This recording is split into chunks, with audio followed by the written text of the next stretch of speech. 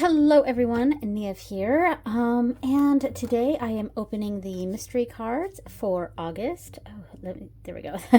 The screen was not focused. There we go. Yeah, I'm opening the mystery cards for August. So I'm actually filming this on August 2nd, which happens to be my youngest child's birthday. So happy birthday to her. And as of today, all three of my kids are teenagers. So that is...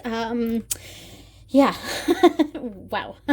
Anyway, so August. All right. So let's go ahead and see what last month we had here. So let me find the section for this. All right. So there was June, and I just decorated this. I didn't even put the information in here yet, but these were the cards that I got last month. So let's get a better look at these cards here, and here they are. Oh, and with the Lenormand. Okay, so that went like this and this and this. I'm trying to remember how it went. All right, so we got Bhuma Devi, the Mother Earth. We got Brahma, the God of Creation, and we got Sri Krishna, the Supreme God. And yeah, so I focused on, I think I focused on Brahma on the full moon, or something, and the Sri Krishna on the third quarter moon. I'm trying to remember. All right, let me find the pages. I know there was a moon that I missed. Yeah, sadly, I did miss a moon. So, Sri Krishna I did on the first quarter moon, and I don't have a picture for this. Then I'm out of breath. Sorry, I just had to run to go grab something, and I'm out of breath. So then for the full moon, I did Bhuma Devi for the full moon. And then Brahma is the one that I missed, because the third quarter moon was the one that I was going to do with Brahma, and I just never got around to it. Yeah, and I missed a moon last month too, but I focused on that deity during the new moon instead, which I focus on Morgan normally, but you know, when I miss the third quarter moon, I just group it for the new moon, and I didn't do that. So unfortunately, I did not have time this month to focus on Brahma, which I'm a little bit sad about, but you know, such is life. It kind of happens. And this was the Lenormand reading I got. And actually, it pretty much pertained to one of my children. So it made sense to me. So I'm not going to dive into it too deeply with this. All right. So let's open up the August cards. Okay. We got the August cards here. Really nice. Okay. So I got my handy dandy Cricut spatula, and I'm going to try to get this up without ripping the envelope, which I've kind of been failing at this year, so it doesn't really matter. All right, let's see, come on, because I'm hoping I can try to reuse these next year, and all the ones that I've ripped, I'm gonna try to figure out how to salvage somehow, and just reuse them for the next year, I think. I think they'll get 2 years worth out of it. Yeah, see, that's this totally ripped up on on that right here. All right, it's fine. It's fine. Actually, that's pretty salvageable here. So, all right, that's pretty good. All right, so, and of course, to keep the cards safe on the inside, I put a strip of freezer paper in there. And look, you can see how it melted on this a little bit. So, I guess it was a good thing I had the freezer paper in there. All right, here are the mystery cards for August. All right, here we go. So, we'll come to the Lenormand reading in a second. Let me just lay these out how I want them here. Okay. And then the Lenormand reading like that. All right, there we go. Okay, so the first card, the first Hindu deity is Chandra. Okay, the moon god. Excellent. Oh, that's great. Okay, so card number 4. So let me find Chandra in here. And I'm going to have to use this for probably the full moon. That makes sense. I think Chandra is going to be for the full moon. I think that makes the most sense for sure. All right, so I'm going to do my best reading through this. I did get a new prescription for glasses, which have not come in yet. So I don't have glasses anymore, basically, until my new glasses can come in. So thankfully, though, I actually don't have terrible vision. It's a very my new prescription is actually not as strong as my last one. So yeah, and that one wasn't super strong anyway. So I actually have okay eyes. I find I have more difficulty a little bit during reading, mostly with screens. It's really where my eyesight gets kind of wonky. All right, so Chandra, the moon god. Chandra is a powerful and influential god who is the bestower of the nectar of immortality. Ooh, excellent. That's not really focused, is it? Okay. This beautiful young man rides a chariot drawn by horses across the sky each night. Born in the ocean of milk and nearly blinding the gods with his light, he was sent off into the cosmos to become the satellite known as the moon.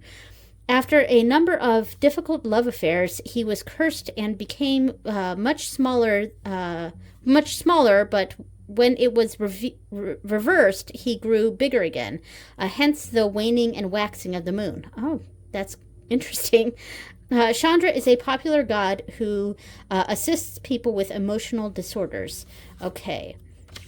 So there's all the, like how... if this card comes up in these sorts of readings, love, abundance, work or business, education, and future. All right, blessings from Chandra for a calm mind. The mantra is best chanted on a Monday night leading up to a full moon while sitting under the moon or near a window looking out at it. Place Chandra's card on a table in front of you so you can connect with him and ask for his presence and blessings. In your mind, ask him for peace and a calm mind. Burning a white candle and applying a small amount of frankincense or sandalwood essential oil to the third eye would be helpful. Place Lord Ganesha's card on the table also if you are experiencing many obstacles and difficulties in your life. I actually really like this, and I'm totally going to do something like this for the full moon. All right, so the mantra. Repeat the mantra Om Shram Shrim Shraum Sa Chandrai Nama 108 times. This powerful bij mantra, a mantra with enormous spiritual powers, will align you with the positive vibrations of Lord Chandra to assist you with material comforts, love, and a calm, strong mind. You may repeat this powerful mantra each night for a year or as needed to increase your finances and calmness. All right, excellent. Okay, so I'm actually really excited for this one. Okay, so the next card, we have Sarasvati. I've been waiting for Sarasvati. Oh, yeah, she's one of my favorites. Okay, so I'm so glad we've got Sarasvati. All right, card number 27. And I'm actually doing the first quarter moon reading right after this video. I wasn't actually planning on doing this video yet, recording this yet, but I needed to do the first quarter moon reading, but I needed to know who I was going to be working with during that reading. So I was like, all right, I gotta film this first. So Sarasvati, and of course on the card it says Goddess of Wisdom and Healing. All right, so one of my favorites. I love Sarasvati. Okay.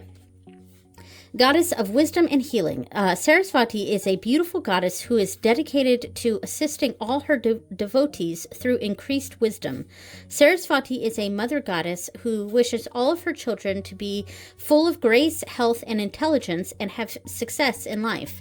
To achieve this, invoke her often and go with the flow of life, seeing it as a river that is best navigated in daylight. As the wife of Lord Brahma, Sarasvati is worshipped and protected by the gods Vishnu and Shiva, and she in turn blesses them. So, the blessings from Sarasvati for intelligence and healing. Apply sandalwood paste or essential oil to the third eye area of your forehead. Hold the Sarasvati card in front of your face and then your heart. Mantra. Sit quietly and repeat the mantra Om Aing Hrim Shring Vangdevi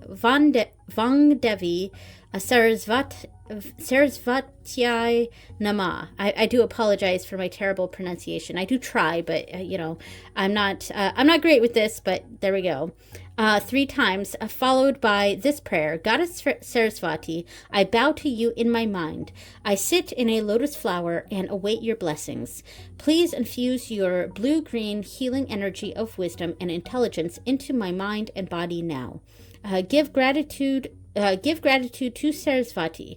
Repeat this process twice daily for 7 days for the best healing effect. I like that. All right.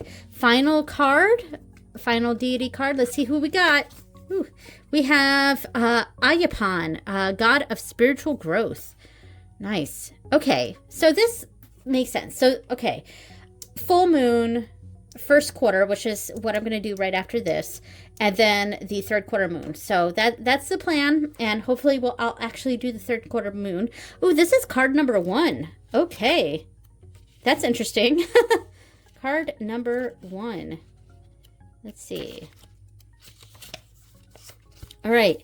Ayyappan, god of spiritual growth. Ayyappan lives as a yogi in a forest and grants the prayers of his followers. The son of Shiva and Mohini.